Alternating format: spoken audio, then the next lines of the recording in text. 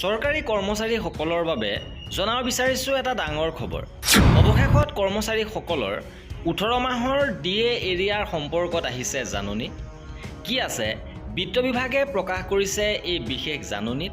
সবিশেষ আপোনালোকক জনাব বিচাৰিছোঁ। ভিডিঅ'টো প্ৰথমৰ পৰা শেষলৈকে চাই থাকিব।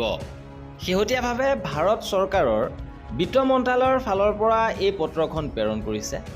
বিত্ত মন্ত্ৰালয়ৰ ব্যয় বিভাগৰ ফালৰ পৰা এই পত্ৰখন প্ৰেৰণ কৰিছে সাধাৰণ সম্পাদক কনফেডাৰেশ্যন অফ ডিফেন্স ৰেকগনাইজড এছ'চিয়েশ্যনলৈ। আৰু এই পত্ৰখনৰ বিষয় হৈছে কোভিড-19ৰ সময়ত স্থগিত ৰখা কৰ্মচাৰীসকলৰ 18 মাহৰ ডিএ দিয়াৰ মুকলি কৰি দিয়াৰ সন্দৰ্ভত।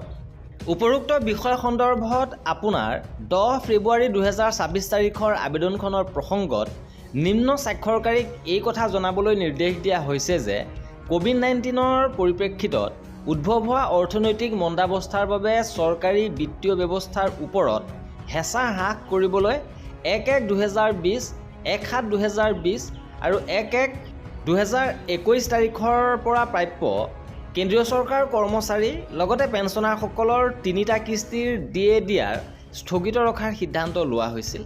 যিহেতু 2020 চনত মহামাৰীৰ বিৰূপ বিত্তীয় প্ৰভাৱ আৰু চৰকাৰে গ্ৰহণ কৰা কল্যাণমূলক ব্যৱস্থাসমূহৰ বাবে হোৱা বিত্তীয় ব্যয় 21-22 বিত্তীয় বৰ্ষৰ পিছতো অব্যাহত আছিল। সেয়েহে ডিএ দিয়াৰৰ বকেয়া ধন আদায় দিয়াটো সম্ভৱপৰ বুলি গণ্য কৰা হোৱা নাই। অৰ্থাৎ 18 মাহৰ ডিএ দিয়াৰ বকেয়া আপোনালোকে লাভ নকৰিব। এয়াই আছিলে এই পত্ৰখনৰ মূল বিষয়বস্তু। কৰ্মচাৰীসকলৰ এনেধৰণৰ খা খবৰৰ বাবে আমাৰ চেনেলটো ছাবস্ক্ৰাইব কৰি ৰাখিব।